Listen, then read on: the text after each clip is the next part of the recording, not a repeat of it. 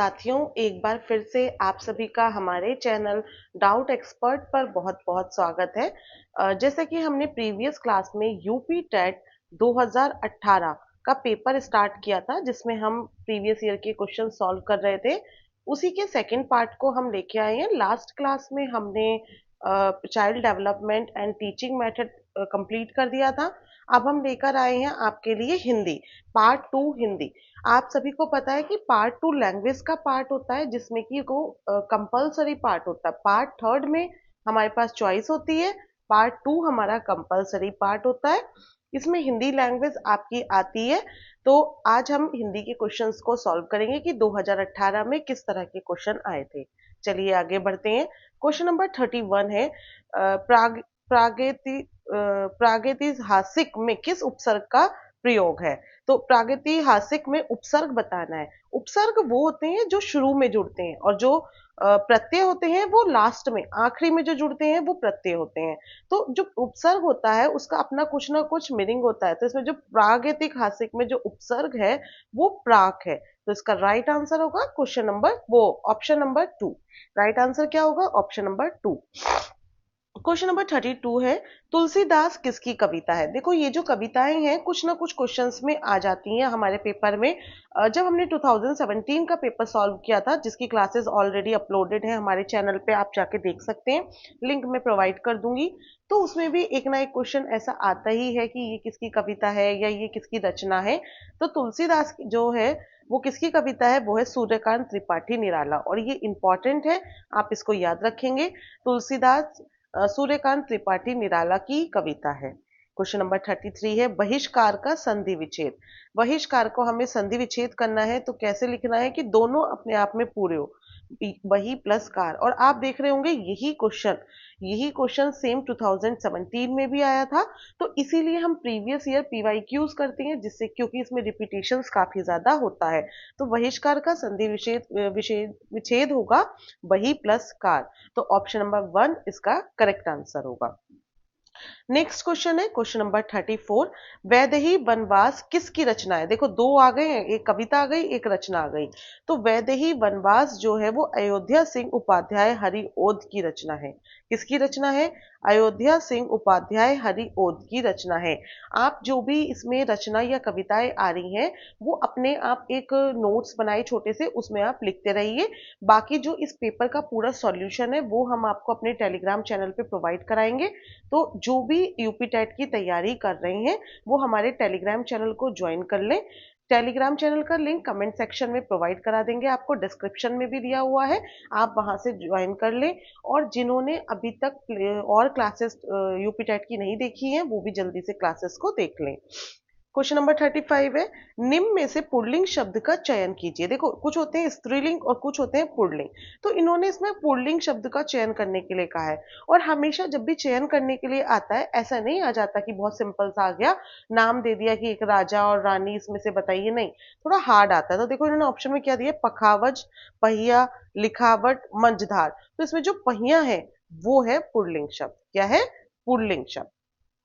Next question number 36 से लेकर 37 तक आपको क्या करना है, दिए गए गद्यांश को पढ़कर निम्नलिखित प्रश्नों का सही विकल्प छांटिए। आपको ये पैराग्राफ या गद्यांश पढ़ना है, और इसमें से 36 से 37 दो क्वेश्चन है जिनका आपको आंसर करना है। तो क्वेश्चन नंबर 36 क्या है, संप्रेक्षण कला क्यों नहीं है। तो ये आपको इसमें से पढ़ के आंसर करना है। तो कला, संप्रेषण कला क्या नहीं है, सॉरी क्यों नहीं है, गलत पढ़ दिया मैंने। संप्रेक्षण कला क्या नहीं है। तो जब आप इसको पढ़ेंगे तो आपको उसका आंसर मिल जाएगा। तो उसका राइट आंसर होगा अलंकरण। क्या होगा? अलंकरण। क्वेश्चन नंबर 37 है, संप्रेक्षण कला का विकास किससे होता है। तो ये भी आपको जब आप इसमें पढ़ेंगे तो मिल जाएगा। देखो, इन्होंने लिखा है इसी अभ्यास से स्वामी विवेकानंद ने जिस संप्रेक्षण कला का विकास किया था। तो किससे किया था? अभ्यास से। तो राइट आंसर क्या होगा? अभ्यास होगा। क्लियर है? अगर कोई भी डाउट आ रहा है तो आप हमें जल्द कमेंट सेक्शन में लिख के पूछ सकते हैं। जो हमारे साथी नए हैं वो जल्दी से चैनल को सब्सक्राइब कर लें, क्योंकि हम पूरे आपकी यूपी टेट की तैयारी यहाँ से कराएंगे ही, और टेलीग्राम पे आपको इंपॉर्टेंट नोट्स मिलते रहेंगे। क्वेश्चन नंबर 38 है, निम्न में से संयुक्त व्यंजन कौन सा नहीं है। आपको बताना है कि इनमें से कौन सा व्यंजन संयुक्त नहीं है। ठीक है, तो कौन सा व्यंजन संयुक्त नहीं है? ये त्रा भी संयुक्त है, श्रा भी संयुक्त है, ज्ञा भी संयुक्त है। मैंने आपको पहले ही बताया था, जब भी नहीं आता है तो आप उसे थोड़ा ध्यान से पढ़ेंगे कि उसमें क्या पूछा जा रहा है, तब मार्क करेंगे। क्लियर? क्वेश्चन नंबर 39 है, मृत्युंजय पद में कौन सा समास है? समास, संधि विच्छेद, ये सब बहुत ज्यादा इंपॉर्टेंट टॉपिक है। इन पे एक सेपरेट क्लास भी हम लेकर आएंगे जल्दी ही। तो मृत्युंजय में कौन सा समास है? बहुब्री समास। कौन सा समास है? बहुब्री समास। द्विगु समास तब होता है जब कोई संख्यावाचक आ रहा होता है, तब। ठीक है। क्वेश्चन नंबर 40 है, अलंकार में किस उपसर्ग का प्रयोग है? तो अलंकार में भी उपसर्ग पूछा गया है। देखो, उपसर्ग और प्रत्यय से दो क्वेश्चन आ गए हैं। उपसर्ग अभी यहां भी पूछा गया था और क्वेश्चन नंबर 40 में भी उपसर्ग पूछा गया है। तो आप देख रहे हैं दो दो क्वेश्चन बन रहे हैं, उपसर्ग शुरू में जुड़ते हैं। तो अलंकार में उपसर्ग है अलम। कौन सा है? अलम। क्लियर है? ओके, नेक्स्ट क्वेश्चन है, क्वेश्चन नंबर 41। यह पुस्तक किसकी है? रेखांकित शब्द का पद परिचय दीजिए। देखो, इन्होंने एक लाइन लिखी है, यह पुस्तक किसकी है। इसमें जो पद को रेखांकित किया है वो क्या किया है? यह को इन्होंने रेखांकित किया है। तो इन्होंने यह का पूछा है, पद परिचय दीजिए। तो यह जो है वो विशेषण है। तो इन्होंने देखो क्या ऑप्शन में क्या किया दिया है? गुणवाचक विशेषण। नहीं, गुणवाचक नहीं है, किसी चीज का गुण नहीं बता रहा है। ये है सर्वनामिक विशेषण, पुस्तक विशेष्य, एक वचन, स्त्रीलिंग। तो इसका राइट आंसर होगा option number 2। Clear? Question number 42 है, विश्लेषण शब्द का विलोम क्या है? तो विश्लेषण शब्द का विलोम होगा संश्लेषण। क्या होगा? संश्लेषण। जिनका उच्चारण ऊपर के दांतों पर जीभ लगने से होता है। देखो, ऊपर के दांतों पर जब आप जीभ लगाकर उच्चारण करेंगे तो उन्हें क्या कहते हैं? देखो, अलग अलग तरह के वर्ण हैं। कुछ कंठ से बोले जाते हैं, कुछ मूर्धन्य से, कुछ अनुनासिक, कुछ दंत से। तो जब दांत जीभ पर टच करते हैं तो उनका उच्चारण होता है, उन्हें बोलते हैं दंत्य। क्या बोलते हैं? दंत्य। तो ऑप्शन नंबर हमारा थर्ड सही होगा। आगे बढ़ते हैं क्वेश्चन नंबर 44 की तरफ। क्वेश्चन नंबर 44 है, निम्नलिखित में से ऊष्म व्यंजन कौन से हैं? तो ऊष्म व्यंजन होते हैं श, श, स। ये होते हैं ऊष्म व्यंजन। तो ऑप्शन नंबर 2 सही हो जाएगा। आपको याद रखना है, ये इंपॉर्टेंट क्वेश्चन है, ये भी रिपीट हुआ था। नेक्स्ट क्वेश्चन नंबर 45 है, अत्यधिक का विलोम क्या है? तो अत्यधिक का जो विलोम है वो है अनगिनत भी नहीं है, ये है अत्यल्प। क्या है? अत्यल्प। अत्यधिक मतलब ज्यादा और अत्यल्प मतलब बहुत कम। तो ये इसका विलोम हो गया। क्लियर है? ऑप्शन नंबर 2 इसका सही होगा। जो भी हमारे साथी नए हैं और तैयारी करना चाहते हैं यूपी टेट की, वो जल्दी से चैनल को सब्सक्राइब करिए और अपने फ्रेंड्स के साथ भी शेयर करना मत भूलिए। अगर आपको वीडियो पसंद आ रही है तो लाइक करके जाइए। आपका लाइक ही हमारा मोटिवेशन है और कुछ नहीं है। क्वेश्चन नंबर 46 है, रित का विलोम। देखो, रित का विलोम इन्होंने पूछा है, तो रित का विलोम होता है अनर्थ। क्या होता है? अनर्थ। ठीक है, ये है क्वेश्चन नंबर 46 का ऑप्शन नंबर 2 होगा राइट आंसर। देखिए, क्वेश्चन नंबर 47 है, संकल्प शब्द में उपसर्ग बताइए। देख रहे हैं, उपसर्ग का ये तीसरा क्वेश्चन आ गया है। कभी हम प्रेडिक्ट नहीं कर सकते कि किस टॉपिक से कितने क्वेश्चन बन जाए। यहाँ पे उपसर्ग से 3 क्वेश्चन बन गए, 3 नंबर का आपके पक्के हो गए। तो संकल्प में कौन सा उपसर्ग होता है? सम। कौन सा होता है? सम। क्वेश्चन नंबर 48 है, तो इसमें ऑप्शन नंबर 2 सही होगा। क्वेश्चन नंबर 48 है, मुझसे खड़ा नहीं हुआ जाता, इस वाक्य का वाच्य वह होगा। देखो, वाच्य हमारे कृतवाच्य, कर्मवाच्य, भाववाच्य। देखो, खड़ा नहीं हुआ जाता यानी कि कुछ फीलिंग जैसा हो रहा है, तो ये इसका राइट आंसर होगा भाववाच्य। क्या होगा? भाववाच्य, यानी कि ऑप्शन नंबर 2 इसका राइट होगा। क्वेश्चन नंबर 49 है, तद्भव और उसके तत्सम का कौन सा मेल गलत है? देखो, फिर से इन्होंने गलत पूछा है, तो गलत को आप हाईलाइट कर लेंगे। जल्दबाजी में ऐसा ना हो कि आप गलत की जगह सही लिखाएं। तो जहां भी नहीं, गलत ये पूछा जाता है तो सबसे पहले आप उसे मार्क कर लें अपने क्वेश्चन पेपर में, जिससे आपको इजी होगा। तो इन्होंने जो देखो एक्चुअली क्या हुआ था इसमें, दो ऑप्शंस को सही माना गया था। जब ऑफिशियल आंसर की आई थी तो उस टाइम पे दो ऑप्शन को सही माना गया था। तो इसमें जिसने जो भी उन दोनों में से लगाया था उसको मार्क्स मिल गए थे। एक तो उन्होंने माना था लुनाई लावण्यता, और एक माना था आत अंत। ये दोनों को गलत माना था तत्भव तत्सम शब्द में। ठीक है, तो जिसने भी जो आंसर किया था उसको मार्क मिल गए थे। हर बार ही ऐसा होता है, कुछ क्वेश्चंस के आंसर कैंसिल हो जाते हैं और कुछ क्वेश्चंस के एक से ज्यादा आंसर सही होते हैं। अगर आपको कोई क्वेश्चन नहीं भी आ रहा है तो भी आप उसे अटेम्प्ट जरूर करके आइए, क्योंकि बहुत बार ऐसा होता है अगर आपने अटेम्प्ट किया है और उसका मार्क गलत हो गया है तो आपको उसमें मिलेगा। अगर उसके ऑप्शंस गलत हो गए हैं तो आपको उसमें मार्क्स मिलेंगे, और अगर आपने अटेम्प्ट ही नहीं किया है तो बहुत बार मार्क्स नहीं मिलते हैं। इसलिए ध्यान रखिए, अटेम्प्ट जरूर करिए, क्योंकि नेगेटिव मार्किंग अभी तक तो नहीं है। अगर आगे नोटिफिकेशन में आती है तो वो बात की बात है, वो हम आपको बता देंगे। क्वेश्चन नंबर 50 है, लेखक और उसकी रचना का कौन सा जोड़ा गलत है। जो लेखक है और उसकी रचना है कौन सा जोड़ा, फिर से इन्होंने गलत पूछा है, गलत है। तो देखो ये संस्कृति के 4 अध्याय, ये तो रामधारी सिंह दिनकर की है। रसज्ञ रंजन ये आचार्य महावीर प्रसाद द्विवेदी जी की है। अशोक के फूल आचार्य हजारी प्रसाद द्विवेदी की है, और ये इंपॉर्टेंट है, बहुत बार क्वेश्चन पेपर में पूछा गया है कि अशोक के फूल किसकी रचना है, तो आपको याद रखना है आचार्य हजारी प्रसाद द्विवेदी। तो गलत कौन सी है, स्कंदगुप्त लक्ष्मी नारायण मिश्र की नहीं है। तो ऑप्शन नंबर 1 हमारा राइट आंसर होगा। आगे बढ़ते हैं, क्वेश्चन नंबर 51, कवि और उसकी रचना का कौन सा जोड़ा सही नहीं है। देखो अधिकतर नहीं वाली चीजें पूछ रहे हैं, तो कौन सा जोड़ा, परिमल ये सूर्यकांत त्रिपाठी निराला जी की है, ये आप याद रखेंगे, पूछा जाता है, तो ये सही हुआ। शिवराज भूषण भूषण जी की है। शब्द रसायन देव की है। उद्धव शतक ये भारतेंदु हरिश्चंद्र की नहीं है, तो ऑप्शन नंबर 3 सही। ऑप्शन नंबर 4 हमारा करेक्ट आंसर हो गया, क्योंकि इन्होंने नहीं पूछा था। ठीक है, इन्होंने क्या पूछा था, नहीं पूछा था।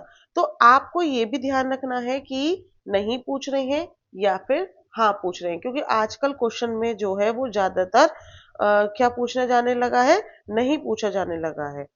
ठीक है, तो इसलिए आप ये ध्यान रखेंगे। तो ये जो उद्धव शतक है, ये जो रचना है, ये एक प्रसिद्ध हिंदी के कवि थे जगत नाथ दास उनकी है।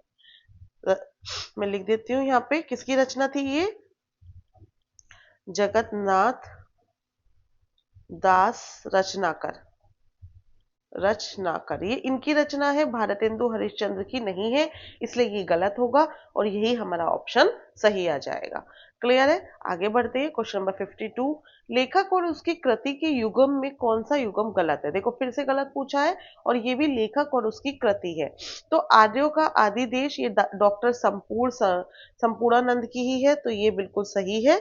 और फिर अगला इन्होंने पूछा है बोलगा से गंगा, है ना, बोलगा से गंगा, ये भी राहुल सांकृत्यानन की है, तो ये भी हमारा सही होगा, सॉरी। और फिर उन्होंने पूछा है, फिर इन्होंने ऑप्शन दिया है कि सूरज का 7वां घोड़ा, तो ये भी धर्मवीर भारती की है, ये भी सही होगी। फिर पूछा है, फोर्थ ऑप्शन इन्होंने दिया है दर्शन दिग्दर्शन, इसमें इन्होंने लिखा है रामचंद्र शुक्ल, तो ये रामचंद्र शुक्ल की नहीं है, ये ऑप्शन गलत हो जाएगा और इन्होंने हमसे गलत ही पूछा है। ये जो दर्शन दिग्दर्शन है ये राहुल सांकृत्यानन की कृति है। राहुल मैं लिख देती हूँ, आप अपने उसमें नोट्स में लिख लीजिए। बाकी अगर आपको नोट्स चाहिए तो आप हमारे टेलीग्राम चैनल को ज्वाइन कर लीजिए, वहां पे मिल जाएगा इसका पूरा सॉल्यूशन। तो जो ये दर्शन दिग्दर्शन है ये किसकी है, राहुल सांकृत्यानन की रचना है, ना कि रामचंद्र शुक्ल की। इन्होंने गलत पूछा था, इसलिए हमारा ऑप्शन नंबर 4 राइट आंसर हो गया। क्वेश्चन नंबर 53 है, विराम चिन्ह की दृष्टि से कौन सा वाक्य अशुद्ध है। विराम चिन्ह की दृष्टि से कौन सा वाक्य अशुद्ध है, तो वो ये है, हाँ मेरा यही विचार है। इसमें हाँ के बाद देखो कॉमा तो लगना चाहिए, पहले हाँ फिर वो थोड़ा सा रुके फिर बोले मेरा यही विचार है। तो सॉरी इन्होंने पूछा, हाँ तो अशुद्ध हमारा कौन सा हो गया, ऑप्शन नंबर 1 हो गया। बाकी सारे सही है, वह ईमानदार परिश्रमी कर्मठ और मृदुभाषी है, कोमा लगा हुआ है। उसके पास धन वैभव नौकर चाकर आदि सब कुछ है, ये भी सही है। इसमें भी जहां कोमा लगना है वहां कोमा है, जहां स्लैश लगना है वहां स्लैश है। वह हमारे घर आना चाहते हैं तो आइए, ठहरना चाहते हैं तो ठहरिए, देखो ये भी बिल्कुल सही है। इसमें भी इन्होंने विराम चिन्ह लगाए हैं। सिर्फ ये पहला वाला जो है इसमें कोई विराम चिन्ह नहीं लगा है, जबकि हाँ के बाद विराम चिन्ह लगना चाहिए, तो इसलिए ऑप्शन नंबर 1 ही सही आंसर होगा। क्लियर है? आगे बढ़ते हैं। क्वेश्चन नंबर 54, कौन सा शब्द भिन्न अर्थ और प्रकृति का है? तो इसमें से कौन सा शब्द जिसका अर्थ और प्रकृति अलग अलग है, वो है अध्युनातन। कौन सा है? अध्युनातन। क्वेश्चन नंबर 55 है, अब अर्वाचीन शब्द का विलोम क्या है? देखो, अर्वाचीन का विलोम होता है प्राचीन।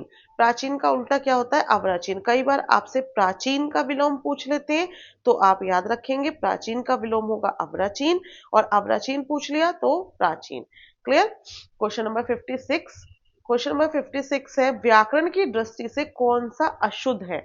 आपको एक ना एक क्वेश्चन इस तरह का आता है। तो व्याकरण की दृष्टि से जो अशुद्ध अशुद्ध है वो है विरहरणी। ठीक है, विभीषण भी सही है, ग्रहणी भी सही है, जगत गुरु भी सही है, विरहरणी क्या है? गलत है।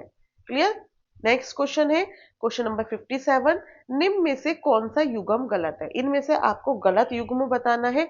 तो गलत कौन सा है?